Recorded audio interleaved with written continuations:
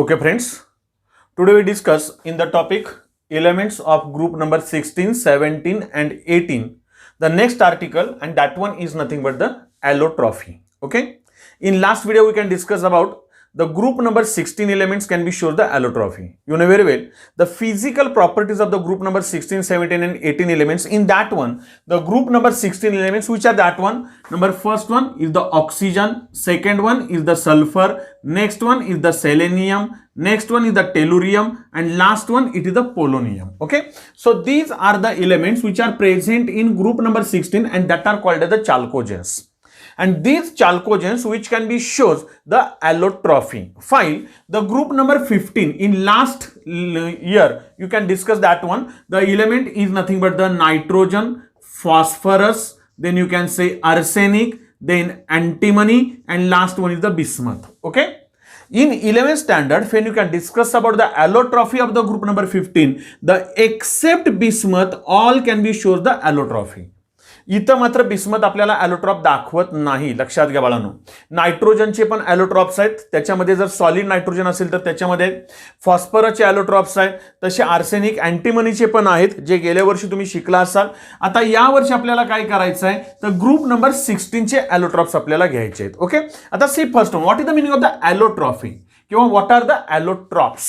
ॲलोट्रॉप्स म्हणजे काय तर when you can consider the element is the same but it can be observed in a different physical forms, at that time it is called as the allotropes. For example, आपण जर carbon घेतलं, लक्षात घ्या, तर आपल्या सिलेबसला कार्बनचे 3 ॲलोट्रॉप्स आहेत. Number first one and that one is nothing but the graphite. Okay, number next one that one is nothing but the diamond, and last one it is nothing but the fullerene. याच्या बरोबर Coal वगैरे आहे, पण आपल्या सिलेबसला असलेले आपण हे 3 घेतले. आता ग्राफाइट घेतलं तर त्याचाही फॉर्म्युला कार्बनच आहे, डायमंड घेतलं त्याचाही फॉर्म्युला कार्बन आहे, फुलेरिन घेतलं तर त्याचाही फॉर्म्युला कार्बनच आहे. म्हणजे एलिमेंट सेम आहे, लक्षात घ्या, एलिमेंट सेम आहेत पण त्याचे फिजिकल फॉर्म जर का समजा डिफरंट असतील तर मात्र त्यांना एकमेकाचे काय म्हणायचं, ॲलोट्रॉप्स म्हणायचं. ओके, मग allotropy of the group number 16 elements when you can consider all the elements which are present in group number 16 they can be shows the allotropy. Okay, आता याच्यामध्ये नंबर फर्स्ट वन ऑक्सिजन कोणकोणते ॲलोट्रॉप्स दाखवतं तर एकदम simple आहे, you know very well. The oxygen can be having the 2 allotropes, that is the dioxygen and next one that is the ozone. O2 and O3. म्हणजे जर आपण ऑक्सिजन घेतलं त्याला आपण असा शब्द वापरला डायऑक्सिजन. लक्षात घ्या, डायऑक्सिजन म्हणजे ऑक्सिजनचे 2 ॲटम्स एकत्र येऊन एक मॉलिक्यूल तयार झाला. ओके, आणि आपण नेक्स्ट घेतलं ओझोन, याला तुम्ही ट्रायऑक्सिजन म्हटला तरी सुद्धा चालेल, काय प्रॉब्लेम नाही. डायऑक्सिजनला फक्त ऑक्सिजन म्हटलं पण तरी चालतंय, काय प्रॉब्लेम नाही. म्हणजे याच्यामध्ये पण एलिमेंट कोणता आहे, ऑक्सिजन आहे, याच्यामध्ये पण कोणता आहे, ऑक्सिजन आहे. If the element is the same but if you can consider there are the 2 different forms at that time that are called as the allotropes of each other.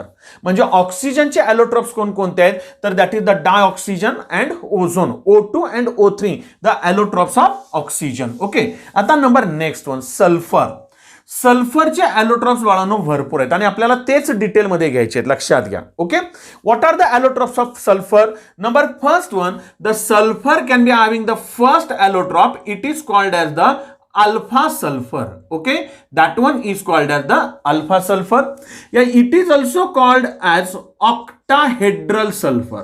म्हणजे त्याची जॉमेट्री आहे, लक्षात घ्या, octahedral sulfur. या that one is called as rhombic sulphur. Okay, म्हणजे आपल्याला एक एक पॉइंट क्लिअर केला पाहिजे. ऍक्च्युली आपण काय म्हणतोय तर सल्फरचा पहिला ॲलोट्रॉप कोण आहे तर that one is nothing but the rhombic sulphur. That rhombic sulphur is also called as the alpha sulphur. या that one is also called as the octahedral sulphur. Okay, number next one when you can consider the second form and it is called as the beta sulphur, alpha beta. Okay, it is also called as prismatic sulphur. लक्षात घ्या, त्याचंच कसे आहे, prism सारखी arrangement आहे म्हणून prismatic sulphur. आणि this one is called as monoclinic sulphur. Okay, that one is called as the monoclinic sulphur. Okay, आता एक लक्षात घ्या की सल्फरचे दोन महत्वाचे फॉर्म्स आहेत. That is the rhombic sulphur and second one is nothing but the monoclinic sulphur. The rhombic sulphur is also called the alpha sulphur या octahedral sulphur. Monoclinic sulphur is also called the beta sulphur या it is called the prismatic sulphur. Okay. आणखीन एक आहे and that one is nothing but the gamma sulphur, म्हणजे alpha beta gamma, लक्षात राहण्यासारखं आहे. Okay. And that is called as the plastic sulphur. लक्षात येतंय का बघा, it is called as plastic sulphur. आता alpha sulphur, beta sulphur, gamma sulphur तसं डेल्टा वगैरे नाहीये. ओके. आणखीन एक फॉर्म आहे सल्फरचा and that one is nothing but the cyclo S6. हा पण एक ॲलोट्रॉप आहे, चेअर फॉर्म आहे, आपण बोलूया त्याच्याबद्दल. आणखीन एक फॉर्म आहे and that one is nothing but, suppose for example next one, it is nothing but the milk of sulphur. लक्षात येतंय का बघा. आता आपल्या हा पुस्तकामध्ये दिलेला नाहीये, जुन्या सिलेबसला होता तो, म्हणून तुम्हाला सांगितला. Number next one, it is also called as colloidal sulphur. अशा आणखीन फॉर्म्स आहेत आपल्या सिलेबसला, आपल्याला त्यांनी 1, 2, 3च दिलेले आहेत, तेवढे आपण क्लिअर करूया, बाकीचे आपल्या माहितीसाठी दिले. म्हणजे if you can consider in all these examples the element is the same and that one is nothing but the sulphur. If the element is the same but there are the different forms at that time they are called as the allotropes of that element. आणि म्हणून सल्फरचे बाळांनो ॲलोट्रॉप्स भरपूर आहेत, ते मात्र आपल्याला clear झाले पाहिजेत. ओके. आता त्याच्यानंतर सेलेनियम आहे. सेलेनियम मध्ये दोन ॲलोट्रॉप्स आहेत. That one is nothing but the metallic selenium and non metallic selenium. It is nothing but the metallic selenium is nothing but the grey. लक्षात येतंय का बघा, sorry, grey metallic selenium and next one that one is nothing but the non metallic selenium. Okay. याच्यामध्ये दोन आहेत, metallic आणि non metallic. Tellurium मध्ये पण परत दोन आहेत, which are that one. Number next one that are nothing but the crystalline tellurium and amorphous tellurium. म्हणजे याच्यामध्ये पण दोन आहेत. आता याचं काही हे नाहीये. आता पोलोनियम मध्ये पण दोन आहेत. Sorry, that one is nothing but the alpha and beta form. Both are the metallic in nature, पोलोनियमचे. आता याच्यामध्ये महत्वाचे ॲलोट्रॉप्स कोणाचे आहेत तर that are nothing but the sulphur. आपल्याला आपल्या पुस्तकामध्ये कंपॅरिझन पण दिलेलं आहे. ओके. आता see one by one the allotropes of a sulphur. Okay. आता see first one, the main allotropes of sulphur and that are nothing but the rhombic sulphur and second one is nothing but the monoclinic sulphur. Rhombic and monoclinic, these are nothing but the rearrangement of that particles या crystal structure of that sulfur. आपल्याकडे solid state जो topic आहे त्याच्यामध्ये तुम्हाला rhombic आणि monoclinic याची जी arrangement आहे ती बाळांनो आपल्या लक्षात येईल. आता आपल्याला काय करायचं, C one by one. Rhombic आणि मोनोक्लिनिक आहेत का ना, हे दोन्ही फॉर्म एकमेकाशी खूप निगडीत आहेत, लक्षात घ्या. Number first one, when you can consider the rhombic sulfur, it is a most stable form of that sulfur. हा एक शब्द लक्षात ठेवा, most stable form of that sulfur. Okay. म्हणजे मोनोक्लिनिक पेक्षा रोम्बिक सल्फर कसं आहे तर जरा थोडंसं स्टेबल आहे. Okay. Rhombic sulphur it is the insoluble in water while the soluble in carbon disulfide CS2. While the monoclinic sulfur it is also soluble in carbon disulfide. आपल्याकडे आपल्याला comparison of rhombic sulphur and monoclinic sulphur दिलेलं आहे, जरा थोडंसं वाचून घ्या. पण एक महत्त्वाचं सांगतो जरा थोडंसं वेगळं की when you can consider the temperature that one is nothing but the 369 kelvin. Temperature लक्षात ठेवा, अगदी 3चं टेबल म्हटलं 3 वेळा तरी लक्षात राहील, 3, 6 आणि 9 kelvin. At this temperature, what I say, the 369 Kelvin temperature, below this temperature याच्यापेक्षा कमी असेल. म्हणजे जर 369 पेक्षा जर टेम्परेचर कमी आहे, लक्षात घ्या, at below this temperature या you can say below 369 Kelvin the alpha sulfur is stable. या you can say rhombic sulfur is the stable. 369 च्या खाली जर गेला ना तुम्ही तर रोम्बिक सल्फर तुम्हाला हा फॉर्म मिळेल, लक्षात येतंय का बघा. Okay. And when you can consider here above 369, okay, the above 369 the beta sulphur या you can say monoclinic sulphur is the stable sulphur. म्हणजे एक लक्षात घ्या की rhombic sulphur may be converted to monoclinic sulphur या you can say by changing the temperature monoclinic sulphur can be converted to rhombic sulphur. म्हणजे 369 kelvin हे जे temperature आहे का नाही बघा, आता जरा लक्षात घ्या. At this temperature you can say alpha and beta sulphur both forms are the stable one. कारण 369च्या खाली अल्फा सल्फर आहे, 369 केल्विनच्या वर बाळांनो बीटा सल्फर जर स्टेबल आहे, तर याचा अर्थ 369 केल्विनला अल्फा सल्फर म्हणजे रोम्बिक अँड बीटा सल्फर म्हणजे monoclinic sulphur, both forms are stable one and therefore this temperature it is called as transition temperature. हा एक शब्द लक्षात घ्या, that temperature is called as the transition temperature. What is the meaning of this one?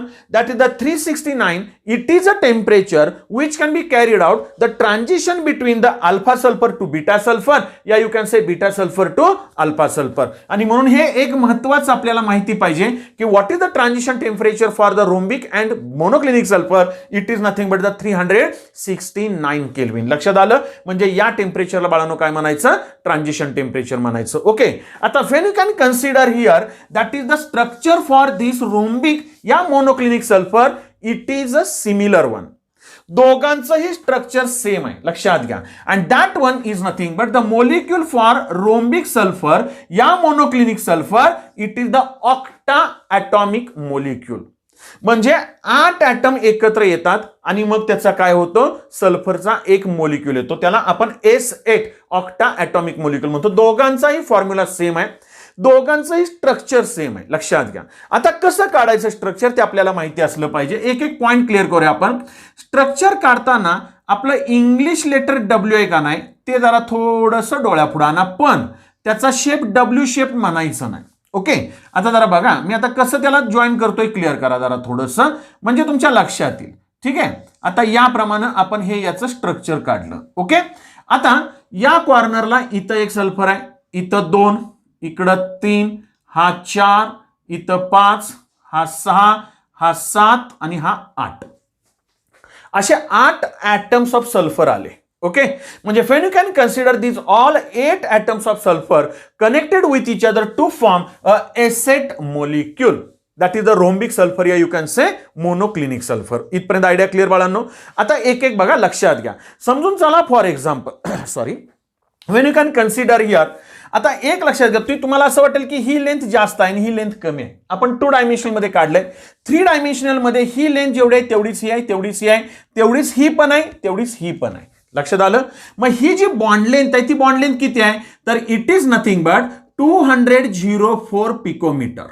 The bond length between this 2 sulphur atom, these are the 2 sulphur atoms, ती किती आहे? तर 204 picometre आहे. ओके, आणि याच्यामधला बॉन्ड अँगल जर घेतला आपण SSS कुठला पण घ्या, तर तो किती आहे? तर इट इज द 107 डिग्री. लक्षात येतंय का बघा? म्हणजे when you can consider here the bond angle between this one, it is the 107 degree, while the bond length is the 204 picometer. Okay, and this structure it is called as a puckered ring structure.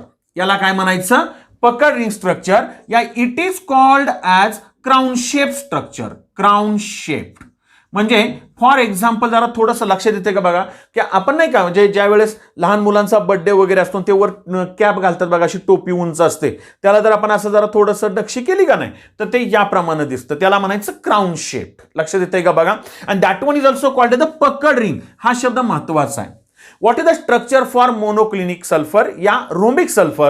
तर it is nothing but the puckered ring structure, या that one is also called the crown shape structure. S8 molecule बाळानो bond length आहे 204 picometre आणि bond angle किती आहे? 107 degree. बाकीचं comparison तुम्हाला त्याचा मेल्टिंग पॉइंट दोघांचा दिलेला आहे, तो मेल्टिंग पॉइंट लक्षात राहिला तर ठेवा. जास्त काय त्याच्यामध्ये मी तुम्हाला कंपॅरिझन आपल्या पुस्तकात दिलेलं आहे, त्याच्यामध्ये आपण काय आहे तेच पॉइंट सांगितले, जवळपास कव्हर करायचा प्रयत्न केला. So these are the 2 allotropes of a sulfur. Okay, so when you can consider the next allotrope of a sulfur, and that one is nothing but the gamma sulfur, या it is called as the plastic sulfur. हा आपल्या पुस्तकामध्ये दिलेला नाही, पण याचा सुद्धा molecule काय आहे? तर S8 आहे, ऑक्टा ॲटॉमिक आहे. But this one can be having a open chain structure. म्हणजे जसा इथं आता पकड रिंग स्ट्रक्चर घेतला, त्याच्याऐवजी काय करायचं? सरळ आपले असे 8 काय काढायचे? तर सल्फर काढायचे 2, 3, त्यानंतर 4, हा 5, हा 6, हा 7, हा 8 असं. म्हणजे ओपन चेन स्ट्रक्चर जर असेल तर that one is called as the plastic sulphur and it is also dissolves in carbon disulphide CH2.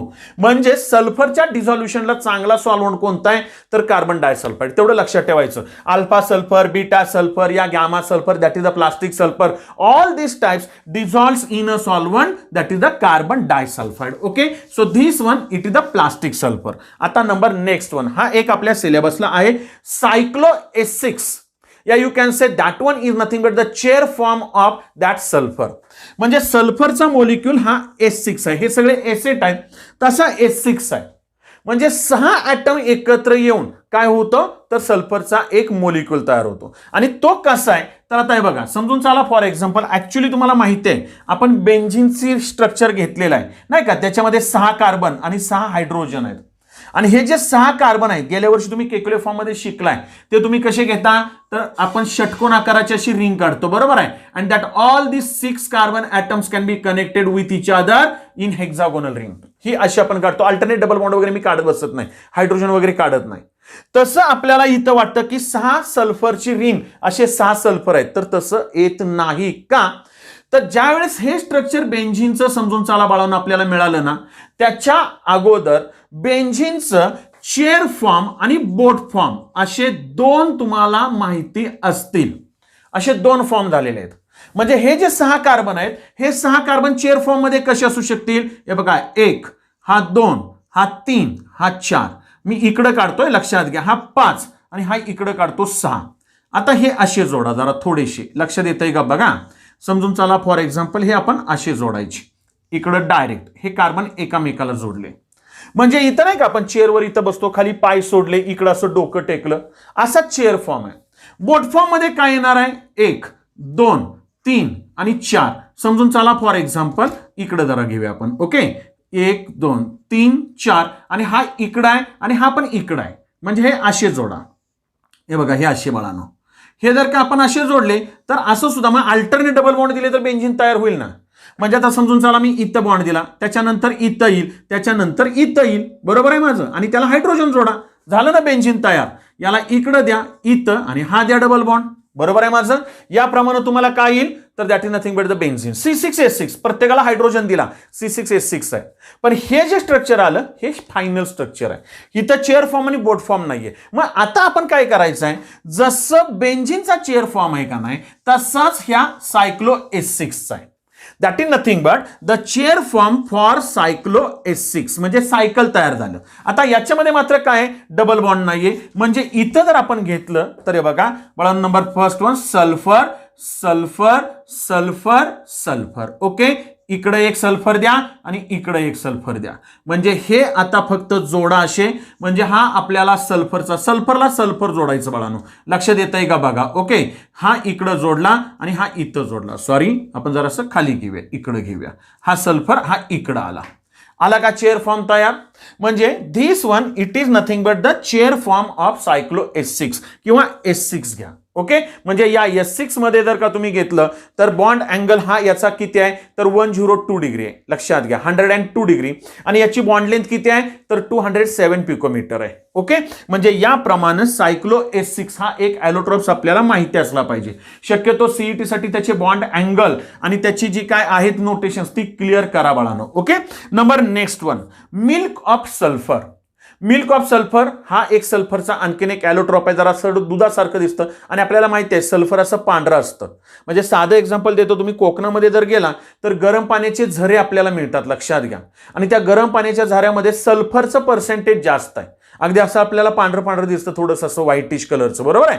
म्हणजे टर्बिडिटी आल्यागत. तसं मिल्क ऑफ सल्फर हा पण काय त्याची रिॲक्शन वगैरे देत बसत नाही आपल्या सिलेबसला नाहीये गरज नाही. फक्त मी तुम्हाला ॲलोट्रॉप सांगितला मिल्क ऑफ सल्फरची. ओके कोलायडल सल्फर हा आपल्याला प्रॅक्टिकलला पण आहे. आपल्या पुस्तकात जरी दिला नसला तरी प्रॅक्टिकल आहे. कोलायडल सल्फर हा आपल्याकडे कायनेटिक्सचा जो एक्सपेरिमेंट आहे का नाही त्याच्यामध्ये effect of concentration on rate of reaction.